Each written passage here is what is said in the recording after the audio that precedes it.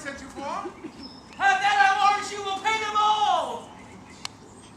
But where's the money? Well, sir, I gave the money for the rope. 500 ducats for a rope? I'll serve you, sir, 500 for that rate. To what purpose did I bid thee hie thee home? To a rope's end, sir, and from that end am I returned. And to that end, I will welcome you. Go, be patient. Nay, 'tis for me to be patient. I am the one in adversity here. Good. Now, hold thy tongue. Nay, rather persuade him to hold his hand. Oh, thou senseless, whoreson, villain! Ah, but I were senseless that I might not feel your blows. Thou art sensible in nothing but blows, and so is an ass. I am an ass indeed, and you may prove that by my long years. I have been in his service since the hour of my nativity, and have not one thing from his hands but blows for my service. When I am cold, he heats me with beatings. When I am warm, he cools me with beatings. I am waked with them when I sleep, raised with them when I sit, pushed out of doors with them when I go from home, and welcomed home with them when I return. Oh, my wife is coming. Go, respect your end, or rather, props like her. Prop, where's the rope's end? Prop, Thou still talk. Go, guilt! How say you now? Is not your husband mad? His incivility confirms no less. Good Dr. Pinch, you are a conjurer. Establish in him his true sense again, and I will please you what you will demand. Ah, how fiery and sharp he looks. Mark how he trembles in ecstasy. Give me your hand and let me feel your pulse. Here's my hand. Let me feel thy ear. I charge thee, Satan, outwitting this man, to yield possession to my holy prayers, and to thy streets of darkness hie thee straight. I conjure thee by all the saints of heaven. Pinch, pinch, ooh la la. I charge thee, Satan.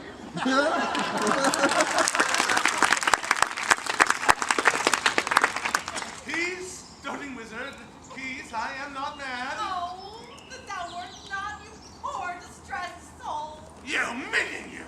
Did you feast and revel with this companion with a saffron face at my house today, whilst upon me the guilty doors were shut, and I denied to enter my own house? Husband, God doth know you dined at home, whither you have remained until this time, free from the slanders of this open shame. Dined at home? Thou villain, what sayest thou? Sir, sooth to say, you did not dine at home. And were not the doors upon me shut? Perdie, the doors were shut and you locked out. And did not she herself revile me there? Sans fable, she herself reviled you there. Did not her kitchen maid rail, scorn, and taunt me there? Certes, she did, the kitchen vessel scorn you there. And did I not in a rage depart from this? Verity you did, my bones can bear witness that have since felt, the rigor of your rage. Is it good to soothe him in these contraries? It is no shame. The fellow finds his vein, and yielding to a humorous way, his frenzy. You have suborned the goldsmith against me. Alas, I sent you money to redeem you. By Dromio there, who came in haste for it. None by me, heart and goodwill you might, but surely not for a rag of money. Wentst thou not to her for a purse of ducats? He came to me and I delivered it. And I witness with her that she did. God, and the room maker bear me witness. I was sent for nothing but a robe. Mistress, both man and master is possessed. I know it by their pale and deadly looks. They must be bound and laid in some dark room. Wherefore didst thou lock me forth today? And why dost thou deny the bag of gold? He did not, gentle husband, lock me forth. And gentle master, I did receive no gold, but surely I must admit that we were locked out. Dissembling villain, thou speakest false in both. Dissembling harlot, thou art false in all, and art confederate with a damned vile pack, and to make a shameful and abject sport of me. But with these fingers I will claw those eyes that would behold me in this shameful sport.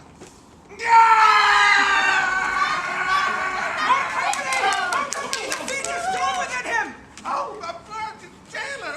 Would thou suffer them to make a rescue? Find this man, for he is brother too! Masters, let him go. He is my prisoner, and you shall not have him. What wilt thou do, thou peevish officer? Dost thou delight to see a wretched man do outrage and displeasure to himself? He is my prisoner. If I let him go, the debt he owes will be required of me. I will discharge thee ere I go from thee. Bear me to where his creditor is, and knowing how the sum grows, I will pay it. Good Dr. Pinch, bear him home to my house for his recovery. Oh, most unhappy day. Most unhappy strumpet! Master, I have here entered into bond for you! Wherefore wilt thou still mad me? Oh, will you be bound for nothing, sir? Cry, the devil, Beelzebub, Lucifer, Satan!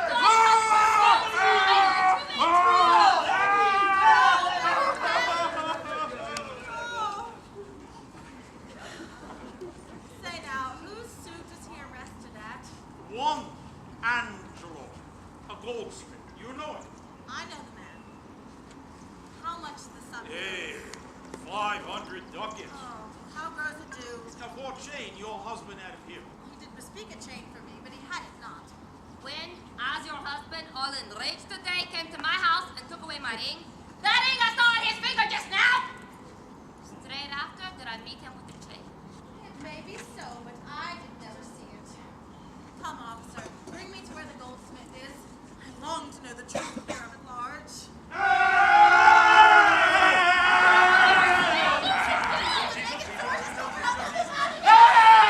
Away! They're gonna kill us!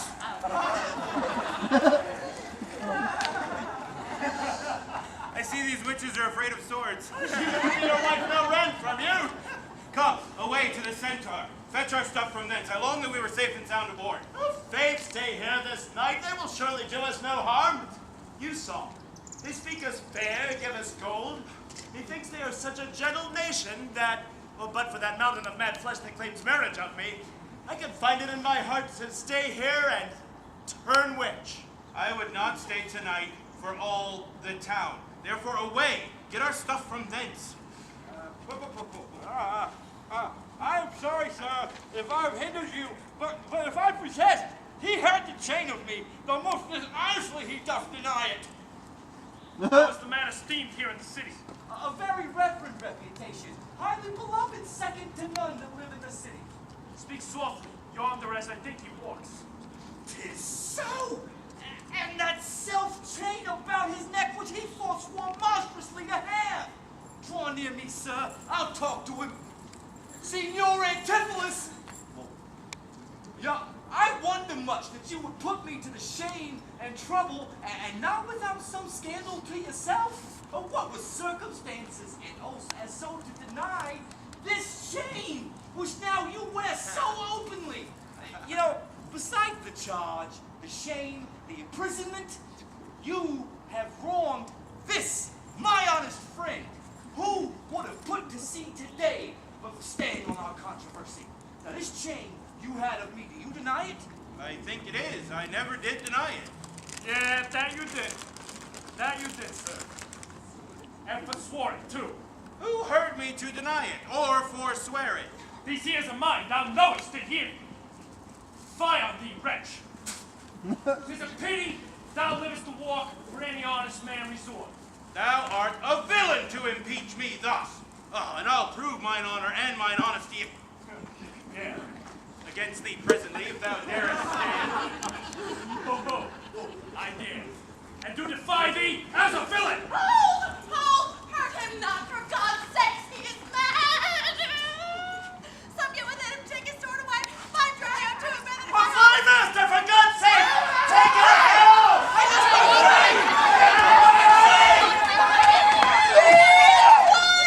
People! Wherefore throng thou hither? To fetch my poor distracted husband hence. So let us enter that we may bind him fast and bear him home for his recovery. How long hath this possession held the man? Oh, the past week he has been heavy, sour, sad, much changed from the man he was. But until this afternoon, his passion there brake into extremity of rage.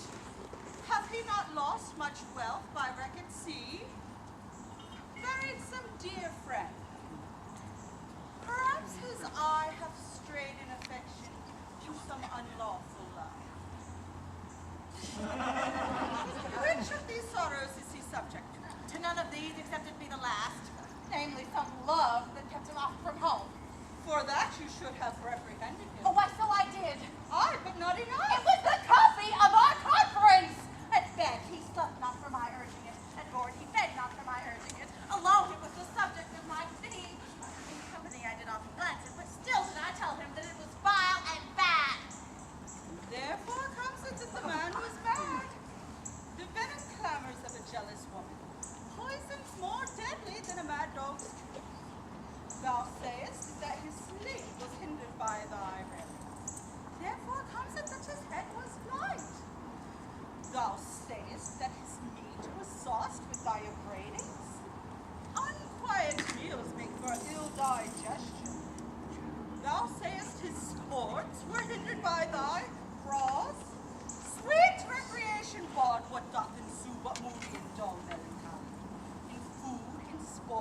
life-preserving rest, to be disturbed with madman or beast.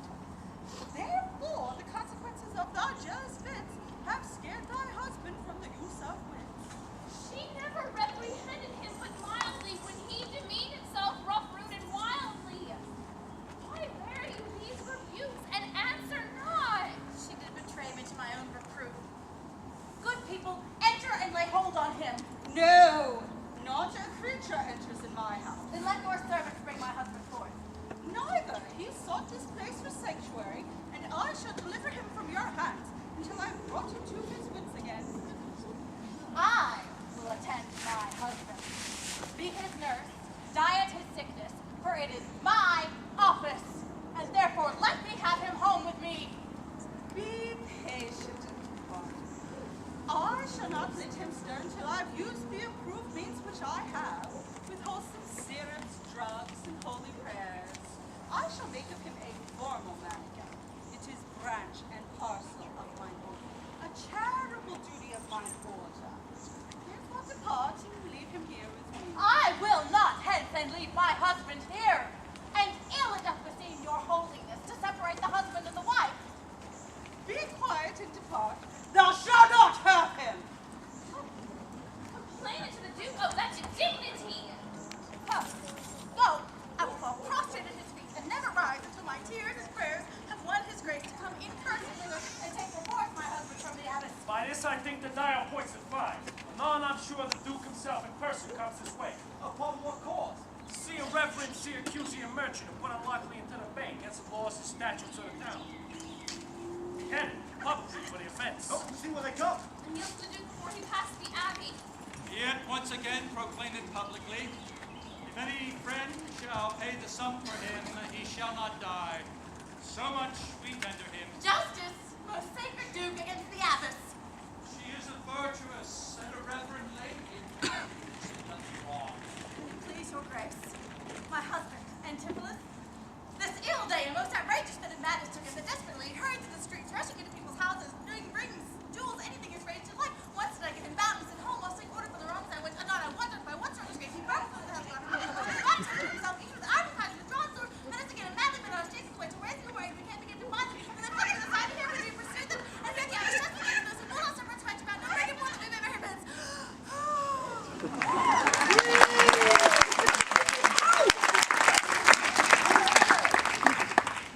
Therefore, most gracious Duke, at thy command, let him be brought forth and borne hence for hell. Go, one of you, knock at the abbey gate and bid the lady abbess come to me. I will determine of this before I stir. Oh, mistress! Mistress! Mistress, save yourself, my husband is mad. I'm both for losing beans, the maids grow, and now the doctor is trying like you said the present out there will go with Godger. Peace, fool! Thy master and his men are here, and this is ill. Let us report to us. Mistress! Upon my life, I tell you, try not breathe almost as I did see it. He grants for you and vows if he can take you to scorch your face and disfigure it. Fly, mistress! Come, stand by me, Lord. Ay me, it is my husband! Oh, witness you, he is born about invisible. Even now we house him here, and now he's there, past thought of human reason. Justice, noble Duke! Grant me justice! Unless the fear of death doth make me dote, I see my son, Antipholus, and Dromio. Justice, noble Duke, against that woman there that thou gavest to be my wife, who hath abused and dishonored me, even in the strength and the height of injury. Discover how, and thou shalt find me just. Nay, she did lock me forth from dinner, and feasted with harlots.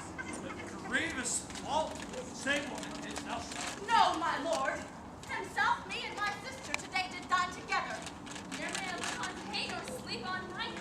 She tells your highness full truth. Oh, perjured woman! They are both forsworn. In this the madman justly charged them. My noble liege, I am advised what I say.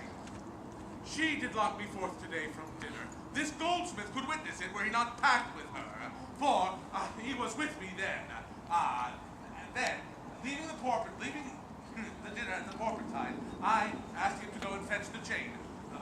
I went to the street to meet him, and found found him in the company of this gentleman. There, did this perjured goldsmith swear me down that I this day of him received a chain, which God knows I did not, for the which he had me arrested with an officer. I did obey, and sent my peasant home for certain ducats. He with none returned. Then, fairly I bespoke the officer to go with me to my house.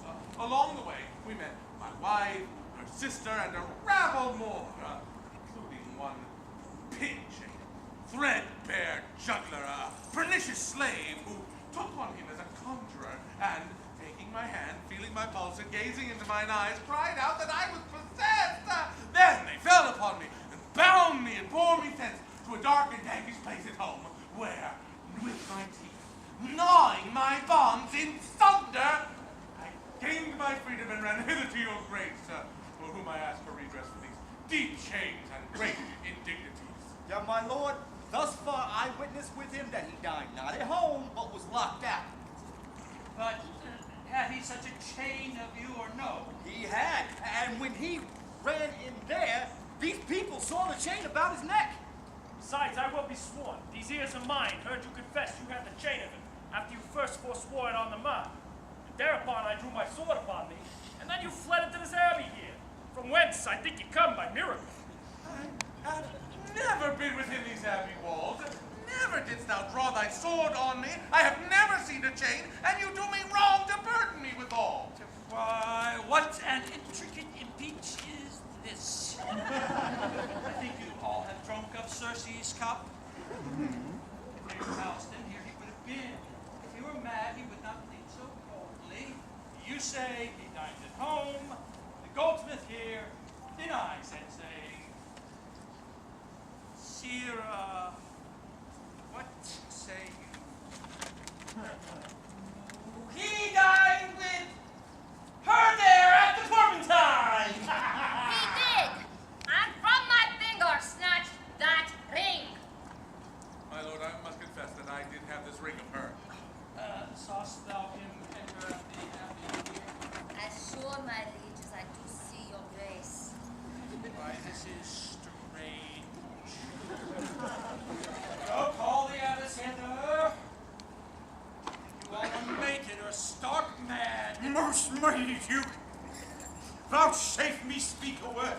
Happily I see a friend will save my life and pay the sum that may deliver me. Speak freely, Syracusan, but thou wilt. Is not your name, sir, called Antipholus? And is that not your bondman, Dromio? Within this hour I was his bondsman, sir, but he gnawed into my ropes, and now I am Dromio and his man unbound! I am sure you both of you remember me. Ourselves you remember, sir, by you, for lately we were bound as you are now. You are not Pinch's patient, are you, sir? Why look you straight on me? You know me well. I have never seen thee in my life. Oh, grief hath changed me since you saw me last, and careful hours with times to form at hand have written strange to features of my face. But tell me yet, dost thou not know my voice? Neither. Dromio, know thou? No, trust me, sir, nor I. I am sure thou dost. I am sure that I do not, and what's our man denied, you are now bound to believe it. I will not know my voice. Oh, time's extremity hast thou so cracked and splitted my poor tongue, that here my only son knows not my feeble key of undue cares. I have never seen my father in my life. For 7 years since, in Syracuse, when thou knowest we parted. But perhaps my son thou shamest to acknowledge me in misery. This noble duke, and all that know me in this town can witness that I never saw Syracuse in my life. I tell thee, Syracuse, 20 years have I been patron to Antipholus, during which time he ne'er saw Syracuse. I see thine age and dangers make thee dote. Most mighty Duke, behold, a man much wrong.